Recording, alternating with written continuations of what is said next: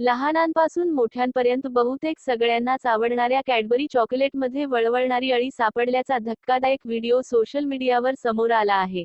एका व्यक्तीने याबाबत व्हिडिओ शेअर केला आहे. हा व्हिडिओ सध्या व्हायरल होत असून कॅडबरीच्या गुणवत्तेवर प्रश्न उपस्थित केला जात आहे. रॉबिन कियस नावाच्या एका व्यक्तीने ही पोस्ट शेअर केली आहे.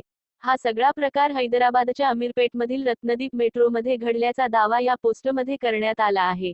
अमीनपेटमधील रत्नदीप मेट्रोमधून मी खरेदी केलेल्या कॅडबरी चॉकलेटमध्ये एक जिवंत अळी सापडली आहे. या अशा एक्सपायरी डेट जवळ आलेल्या उत्पादनांची तपासणी करण्यासाठी कुठली यंत्रणा आहे का? सार्वजनिक आरोग्याच्या बाबतीतल्या या अक्षम्य हलगर्जीपणासाठी कोण जबाबदार आहे, असा प्रश्न या रॉबिन यांनी पोस्टमध्ये उपस्थित केला आहे. दरम्यान, रॉबिन यांनी या पोस्टसोबत एक व्हिडिओही शेअर केला असून त्यात डेअरी मिल्क कॅडबरीच्या अर्धवट फाडलेल्या रॅपरमध्ये कॅडबरीवर वळवळणारी जिवंत अळी दिसत आहे. या व्हिडिओसोबत खरेदीचं बिलही देण्यात आले असून त्यात 9 फेब्रुवारी रोजी ही कॅडबरी रत्नदीप रिटेल शॉपमधून ₹45 खरेदी केल्याचे दिसत आहे.